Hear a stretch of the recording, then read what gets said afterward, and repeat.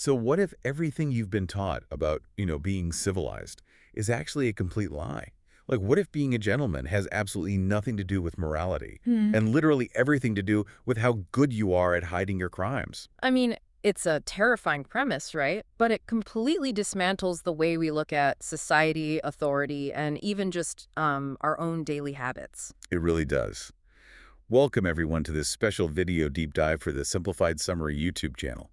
Before we unravel today's completely mind-bending narrative, we just humbly ask you to subscribe to the channel, hit that like button, and share your valuable comments down below as you listen. Yeah, please do. It really helps the algorithm. Exactly.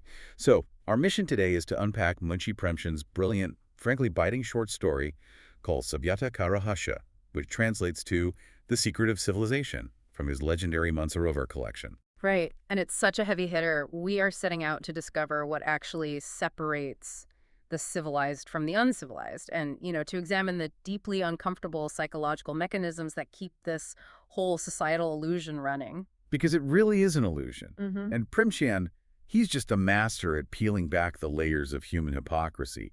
He does not ease the reader into this concept at all. No, not even a little bit. He immediately establishes this philosophical tension right at the opening of the text. The narrator begins by simply observing the world and admitting this profound, almost childlike confusion about what society actually values. Yeah, and the examples the narrator uses to express this confusion are just so striking. He questions the daily rituals of modern men. Like, why do they drag a sharp razor across their faces every single morning just to scrape off their hair? Right? He's just baffled by it. Yeah. He really is. He wonders why supposedly highly educated individuals, the ones reading late into the night, always seem to have such weak eyesight. He's essentially looking at the physical toll of these refined habits and asking, well, what's the actual benefit here? Which is just a brilliant way to interrogate the physical aesthetics of the elite class. I mean, the narrator is observing the imported colonial markers of status in early 20th century India. He literally lists out the outward traits that his society considers like definitive proof of civilization: wearing a tailored coat and pants, fastening a stiff collar and a tie, eating at a formal table instead of on the floor. Oh, and drinking cocoa or tea, right? Doesn't he specifically note people drinking it like 13 times a day? Yes. 13 times a day and smoking cigars while strolling down the street. It's all so performative. Totally performative. And those physical markers are fascinating because, a stiff collar literally restricts your physical movement. It's a wearable signal to the world that you do not perform manual labor. Exactly. It says, I don't sweat for a living. Right. And let's translate this into a modern context for you guys listening, because the psychology hasn't changed at all. These superficial markers are the exact equivalent of like modern social media aesthetics or corporate branding. Oh, absolutely. Today, it might not be a stiff collar, but it's the perfectly curated LinkedIn profile or, the morning routine video featuring a $12 matcha latte. Or the expensive minimalist wardrobe. Yes. On the outside, you project this image of a perfectly optimized, highly functioning citizen. But internally, you could be completely devoid of empathy. You could be totally ruthless, but because your aesthetic packaging is correct, society automatically just grants you the label of a success. And that curation of a civilized image is an incredibly powerful shield. You're checking the agreed-upon boxes that signal refinement to the rest of the world. But Premchand's narrator rejects this entirely, doesn't he? Completely. He watches these men in their coats and collars constantly drinking their tea, and he compares their behavior to drunkards causing trouble on the streets. Yeah, he observes that underneath the fine fabrics, their actual character is no different from the people they actively look down upon. So because the narrator strips away those physical markers, he's forced to redefine the concept entirely. He concludes that true civilization cannot be linked to the body, and it certainly can't be linked to adopted foreign habits. Right. It's not about the tea. It's not about the tea. He declares that civilization resides entirely in the mind. It's exclusively a matter of inner character and moral compass. And once he establishes that baseline, he creates this sort of laboratory to test his theory. If civilization is entirely in the mind, then we need to look at how these minds operate under extreme pressure. And this is where the story gets so good. Premchand gives us the perfect stress test by placing a poor, supposedly uncivilized man named Damdy right next to a wealthy, powerful official. This character foil is the engine of the entire narrative. To really understand the depth of Premchand's critique, we have to look closely at the mechanics of Damdy's life. Tell us about Damdy. Well, Damdy is a poor man. He's a watchman and a laborer. By every single metric of the society he lives in, he is uneducated and rustic. But, and this is the key, Damdy operates under a fierce, uncompromising internal moral code. Especially regarding his family's honor, right? The kul pratishta. Yes, exactly. Their honor and reputation, particularly regarding hospitality, that is his guiding light. And this is where the story gets incredibly poignant. Damdy's crime, the reason he actually ends up in the crosshairs of the justice system, it isn't born of malice or greed or anything like that. Not at all. He has a guest arrive at his home. And in rural culture, treating a guest with immense respect is paramount. But the guest arrives with oxen, and Damdy has absolutely no fodder to feed the animals. Which is a huge deal. A massive social disgrace. To let a guest's animals go hungry would completely destroy his family's honor. So, driven by this desperate need to uphold his duty of hospitality, Damdy sneaks into a field and steals a very small, trivial amount of fodder. Just notice the motivation here. Damdy is willing to risk his personal freedom, his safety, and his standing with the law, purely to protect the honor of his household. Right. He commits a crime, yes, but the psychological driver is a deep, deep sense of social duty. And crucially, because he is poor and lacks the sophisticated skills of the upper class, he is caught immediately. He's clumsy about it. Exactly. He doesn't have the resources to hide his tracks. When confronted, his instinct is not to construct an elaborate legal defense. His reality is just transparent. And sitting on the complete opposite end of this moral spectrum is the official, Rai Ratan Kishore. He is the magistrate, the wealthy, powerful guy who holds Damdy's feet in his hands. The epitome of the civilized man. Literally. He possesses every single outward marker of civilization. He sits on a literal and metaphorical pedestal. But while Damdy sacrifices his freedom to preserve his honor, Rai Ratan Kishore is entirely willing to sacrifice his honor and the integrity of the law just to acquire more money. This contrast forces you, the listener, to really evaluate the narrator's premise. If civilization resides in the mind, who possesses the civilized mind here? Is it the poor man who steals grass to feed a guest's starving animal? Or the wealthy judge who manipulates the law for personal enrichment? Exactly. And Premchand tests this by introducing a massive ethical dilemma into Rai Ratan Kishore's life, a high-stakes murder case. The inciting incident of this murder case is just a brilliant mechanism to expose the elite class. A very prominent, incredibly wealthy man referred to in the text as a Reyes gets implicated in a murder. The stakes could not be higher. Right. It's a matter of life, death, and total social ruin. The Reyes is absolutely desperate for bail. He literally issues a command to his people that even if his entire vast estate must be liquidated piece by piece, he must be extracted from the situation without a single blemish on his public record. What Premchand is illustrating here is the symbiotic, almost parasitic relationship of elite corruption. The Reyes and his circle rely entirely on the moral flexibility of officials like Rai Ratan Kishore to maintain their own civilized status. Because if he goes to jail, the whole facade drops. Exactly. If the Reyes goes to prison for murder, his polished facade is permanently shattered. He requires the legal system to bend, to literally cover up a murder just to keep his illusion intact. The entire architecture of high society in this narrative is propped up by a hidden foundation of moral decay. But I have to play devil's advocate for a moment here, because Premchand actually makes the setup quite complex. Initially, Rai Ratan Kishore's aesthetic of justice holds strong. He plays the part well. He really does. When the Reyes' intermediaries first start circling him, Rai Ratan Kishore flat out refuses the bribes. He turns away the lavish gifts. He ignores the glowing recommendations and the intense political pressure. From the outside, he looks like the ultimate stoic, incorruptible pillar of the justice system. The front door is completely locked. Totally locked. So how does the wealthy murderer's camp bypass this incredibly solid-looking defense? Well, they bypass it by recognizing that Rai Ratan Kishore's refusal is not actually based on morality, it's based on the preservation of his image. Oh, that's such a good distinction. Right. The Reyes realizes that a frontal assault, like offering a bribe directly to the magistrate in his office, threatens that image. Rai Ratan Kishore cannot risk the aesthetic of his civilization being compromised in the public sphere. So it has to go underground. Exactly. The corruption has to be routed through a channel that provides absolute insulation. Since no intermediary has the courage to bribe the official to his face, the Reyes employs the ultimate backdoor. His wife goes directly to Rai Ratan Kishore's wife. The proxy bribe. Yes. The transaction shifts entirely out of the rigid, observable public sphere and into the private domestic sphere, where the performative rules of civilization are hidden behind closed doors.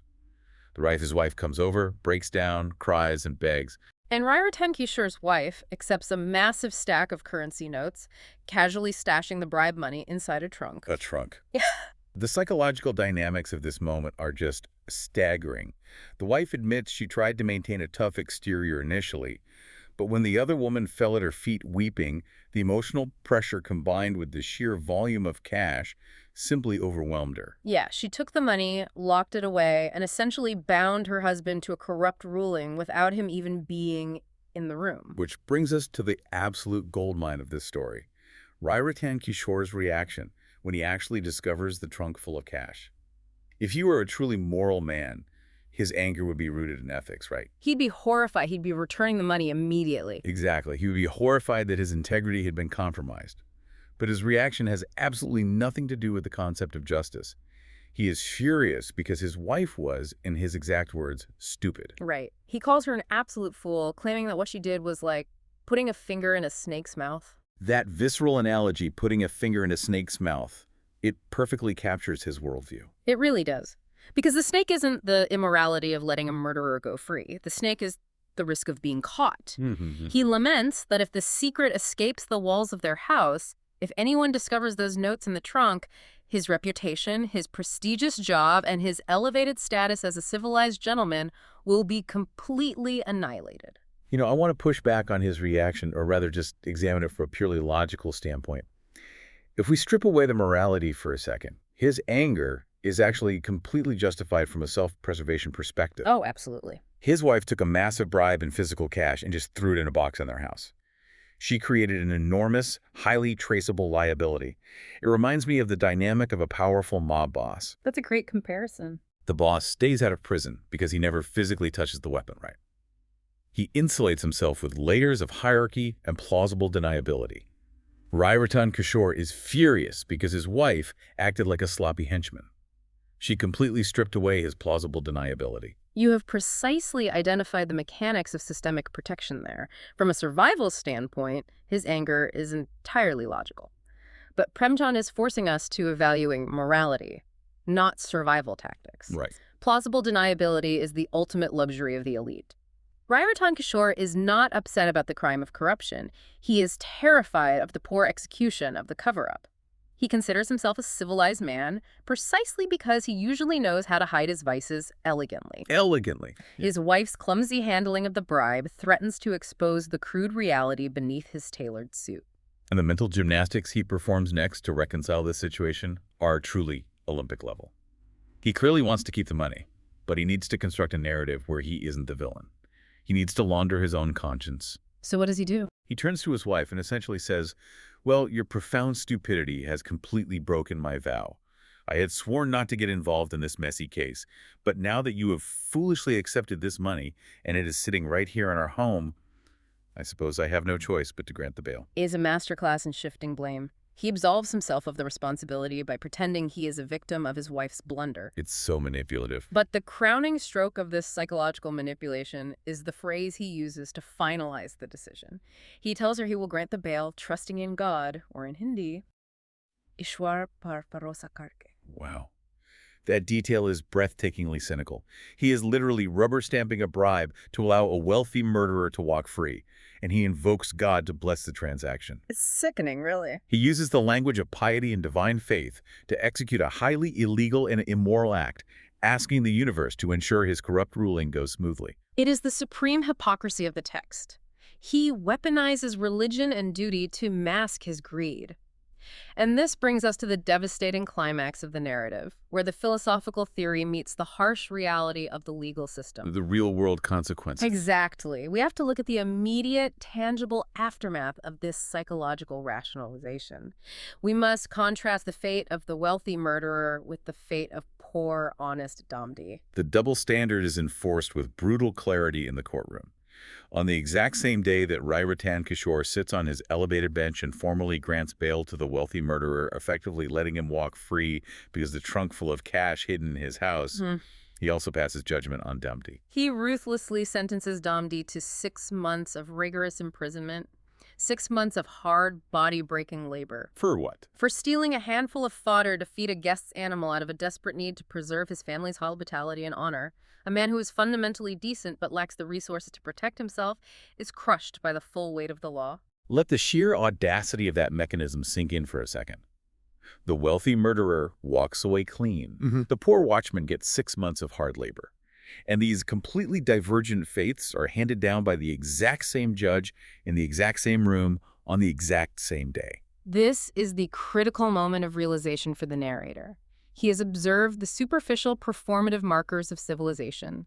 He has witnessed the private, insulated corruption of the elite. And he's watched the public theatrical sentencing of both. Yes. When all these pieces finally lock together, the narrator discovers the ultimate secret of civilization. And Premchand's definition is an absolute gut punch. The narrator concludes that civilization is simply the name for committing vices with incredible skill and finesse.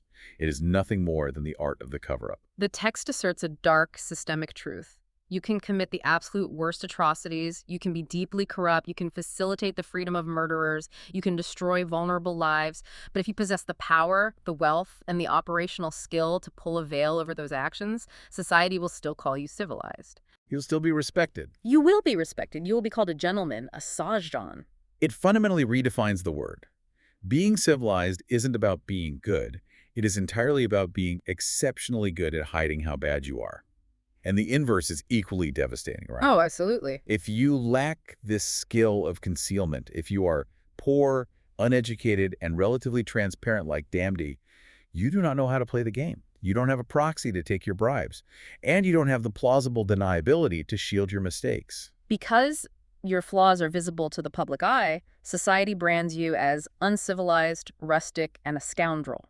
It is a profound critique of how legal and social systems are weaponized. The civilized class writes the rules to ensure that their specific brand of hidden white-collar vice is excused or invisible, while the desperate survival mechanisms of the poor are punished with absolute severity. When Rai Ratan Kishore sentences Damdy to hard labor, it has nothing to do with justice. It is a performance. By punishing the poor man so harshly, the magistrate performs the aesthetics of justice for the public, which serves as the perfect camouflage for his own private corruption. It is the ultimate magic trick of power. The system yells, "Look over here at this poor criminal I am sending a hard labor, so you don't look over there at the murderer I just let walk away with my pockets full." The secret of civilization is masterful misdirection. Premchand is challenging us to recognize this misdirection. He forces the reader to confront the reality that the institutions we trust may simply be mechanisms for the powerful to maintain their veneer of respectability while exploiting everyone else. Which brings this century-old story crashing right into our present reality. I want you, listening right now, to take a hard, critical look at the structures around us today. Think about modern corporate boardrooms, the highest levels of politics, or even the incredibly polished thought leaders and influencers you see online. It's an essential exercise in critical thinking. We must constantly ask ourselves if we are being hypnotized by the aesthetic of refinement. Does Premchand's definition still hold true for us? Are the people we elevate to pedestals, the ones we celebrate as civilized gentlemen or visionary leaders, actually possessing superior moral character? Or are they simply the individuals who are best at covering their tracks? Right. Are they just the ones who can afford the most expensive legal defense, the most aggressive PR firms, and the deepest layers of corporate insulation to throw a veil over their vices? If we accept the premise of the secret of civilization, it requires us to radically question our assumptions about authority. We have to train ourselves to look past the tailored suit, the impressive title, and the eloquent rhetoric. We have to evaluate people based on the actual tangible impact of their actions, especially their impact on the vulnerable, rather than the slickness of their presentation. Which leaves you with a deeply provocative thought to ponder as we wrap up this analysis. If modern civilization, as it is currently structured, is built purely on the art of a well-maintained cover-up, then what does true, transparent moral evolution actually look like? That's the real question. Are we, as a society, consistently confusing good PR with good character? And if we are, how do we begin the incredibly difficult work of building a society that actually rewards honesty instead of just rewarding the most elegant disguise? That is the lingering challenge Premchand leaves us with. Recognizing the facade is only the first step. The real work is figuring out how to dismantle it. It's a question that demands deep reflection. We genuinely want to know what you think about that final thought. Head down to the comments section and tell us, are we confusing good PR with good character? And please, if you found value in this deep dive, if it expanded your perspective today, make sure to subscribe to the Simplified Summary YouTube channel. Hit the like button to support the channel and ensure these literary explorations reach more people. And please do share your valuable comments answering that final question. Keep questioning the world around you, keep looking past the aesthetic, and we will see you on the next deep dive.